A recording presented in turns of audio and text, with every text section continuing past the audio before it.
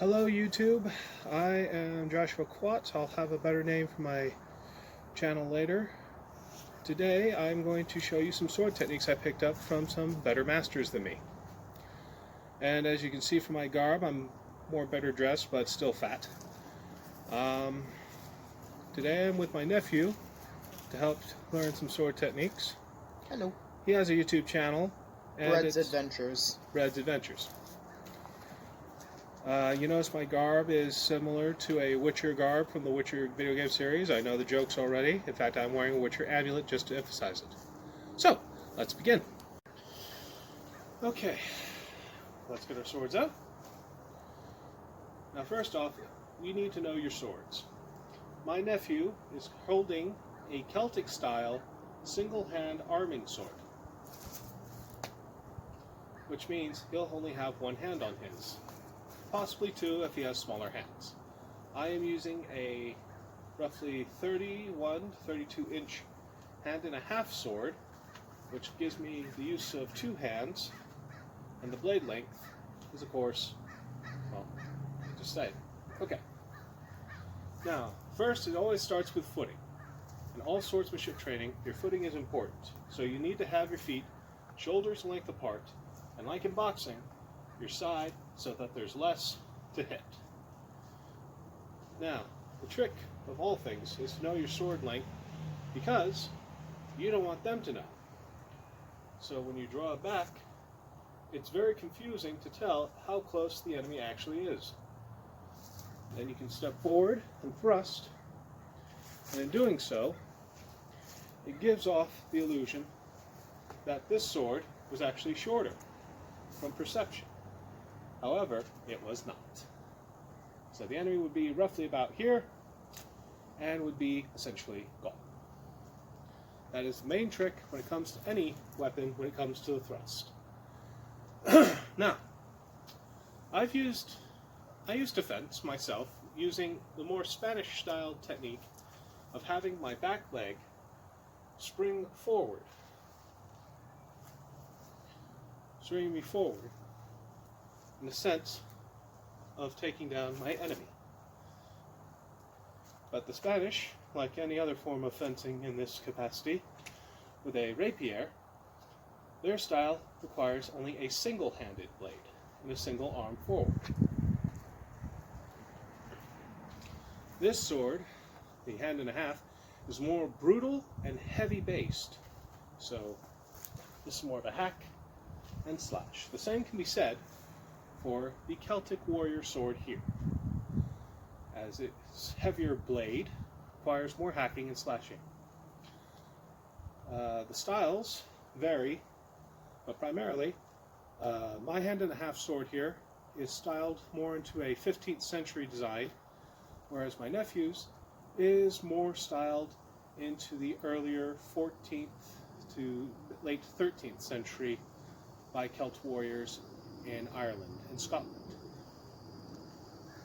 So, now on to spears. And we're back with our spears here. As you can see, my nephew is now holding a Yari Spear, which was used mainly during the Warring States and feudal Japan.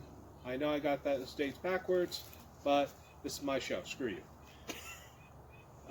Not really, I don't want to be demonetized, I don't mean any real offense. The most unique feature of the Yari Spear would have to be its head shape itself, of being this double-pronged, beautifully done spearhead. Now, there have been interpretations of single-edged spears, and this another feature is this particular Yari Spear is also shorter than normal Yari Spears, which means that this is more maneuverable and manageable. In my hand, I have Cold Steel's boar hunting spear, which in itself is a very large and aggressive piece of equipment. These two fins that pop out, or wings, actually helped hunters prevent the boar from getting any closer than the shaft of the spear would allow. It's sturdy, it's big, and much like the swords, it's a good thrusting weapon. So, by gripping the side, you want to keep your front hand loose, but in control at all times, as your backhand and primary hand is holding on to the back nice and tight. And get your thrust forward and back, like so. And with the edges of this spear, you can also hack and slash at a carcass, and if you understand physics properly, if any creature is charging at you, you just need to get up under it if it outweighs you. Simple as that. It just takes a lot of patience and a lot of practice, because if you're too slow, you're dead. You're too fast, you're dead. What's the part where you're not dead? It's dead and you have a meal. So, we're going to be now slashing at real milk jugs. Yeah, I said milk jugs.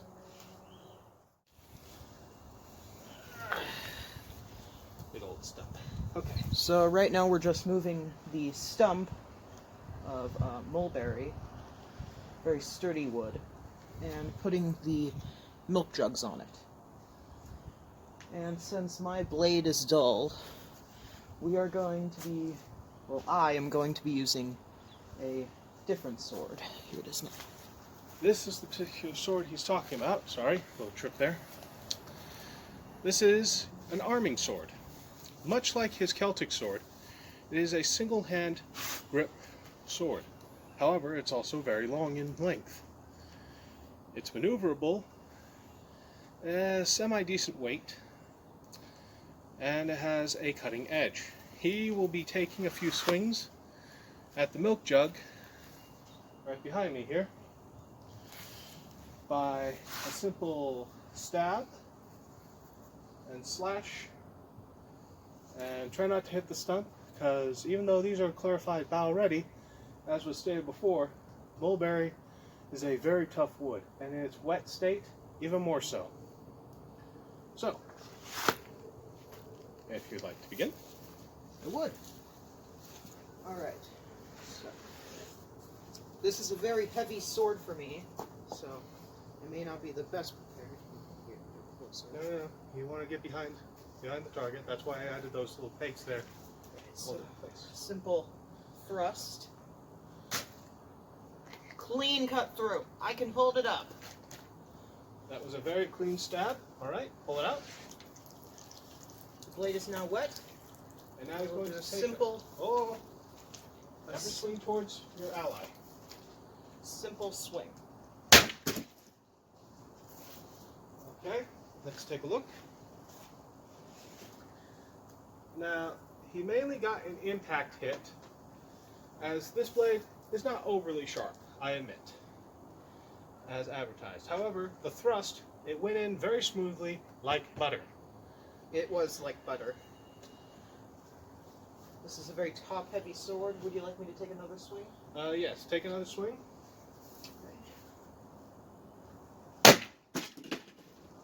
Whoa!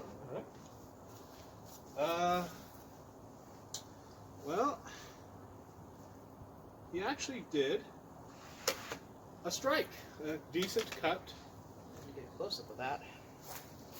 Right here, as you can see. Primarily, though, it appears to have been mainly a crack.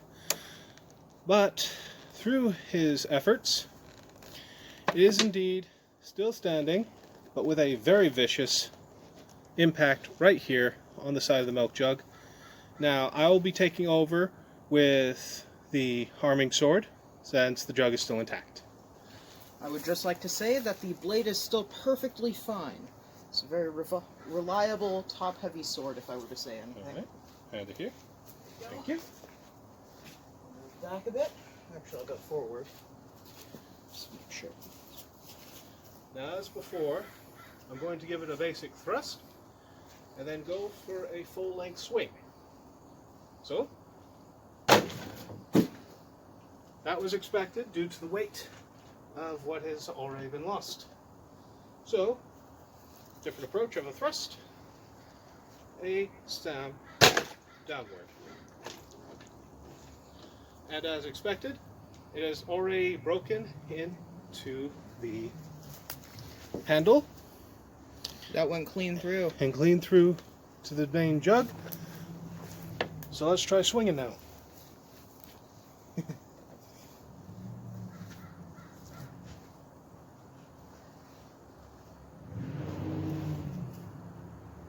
He's much more skilled at swinging than me.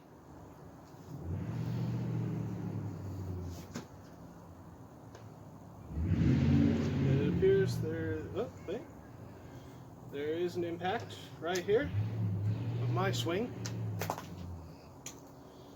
So now that the harming sword has gone through the bases, full result of this rustic looking arming sword, it's decent, but we got better blades. If I were to give it a score, that's a good 7 out of 10. And we are back. This time I'm going to be using my hand and a half sword by Kaz Henway. This discontinued version that they have, or at least discontinued. I had to go through hell and back and actually had to go online to eBay from a very generous person from England to get this sword. And like many people, I do favor the hand and a half, or bastard sword, as it is referred to.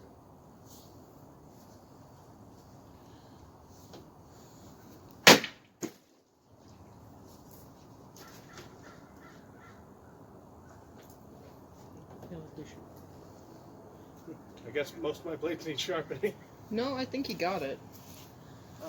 Right here to be specific. I think he hit it because it's a bit longer than it was before. Well, again, that could just be purely impact based. Yeah, but still.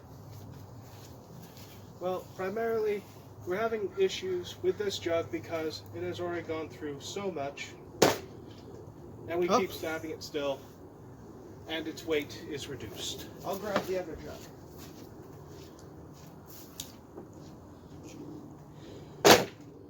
So, I have just put it out of its misery. But as you saw, it all comes out rather smoothly with every time we could.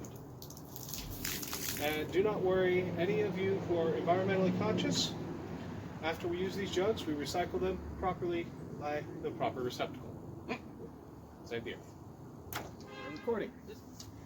So, after that little fiasco with the swords, I admit I need to sharpen my blades better and get more weighted jugs. Anyway, we are now on to the Yari Spear. As I stated before, it was used from feudal Japan to the Warring States era, which is roughly in the same time zone, but has been used by many, namely samurai and foot soldiers.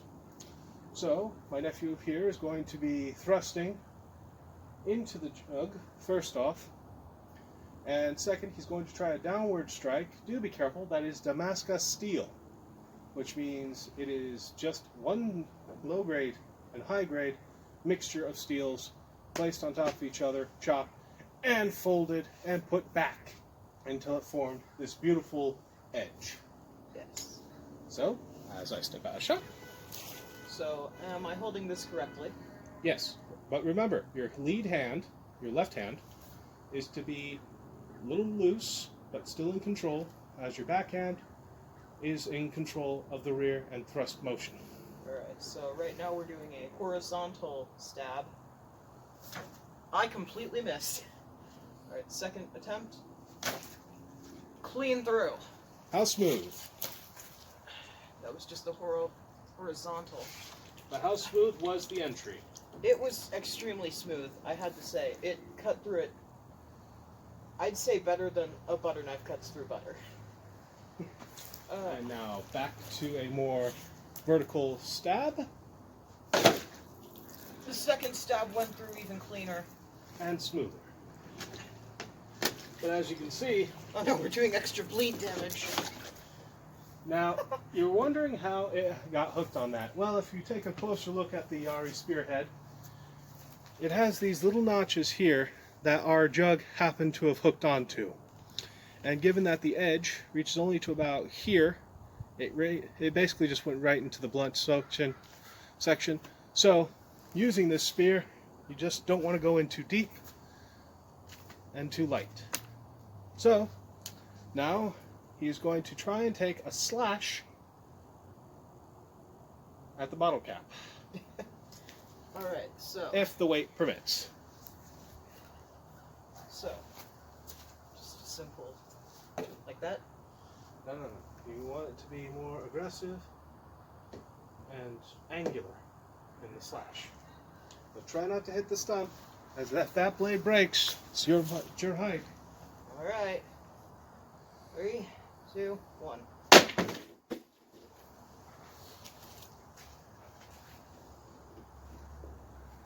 As you can see,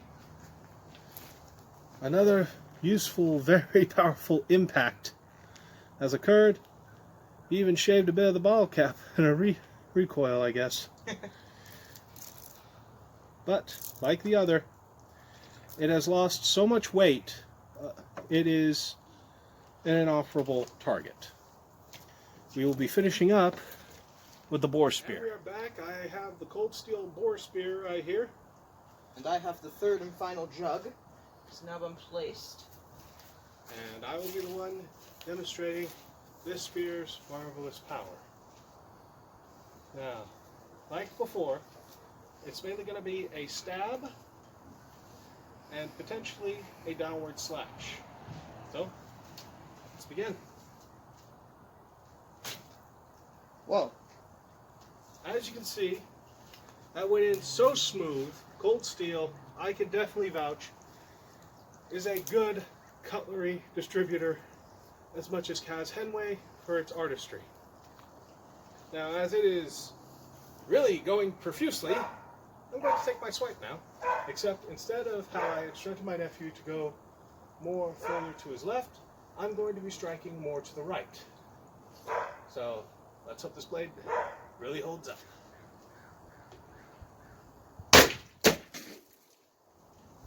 Okay, As you can see, look at that. This is what the damage of the boar spear is very powerful, oh yeah. as it has almost perfectly cut out a chunk of our target here. It's literally hanging on by a thread. I don't know if you can see that. This is why, historically, when they say the sword is the prince of all weapons, the spear is king. Thank you so much for joining us today in these demonstrations. I hope to make more videos. Any constructive criticism I will gladly take into account in the comment section below. Please share with other viewers, your friends, your neighbors, that weirdo that's down the street. I don't know, you should actually talk to that guy. Anyway. Didn't he take those kids? I'm good. Anyway, thank you so much. Like and subscribe, and hopefully I can make more videos in the near future. Thank you, and have a nice day.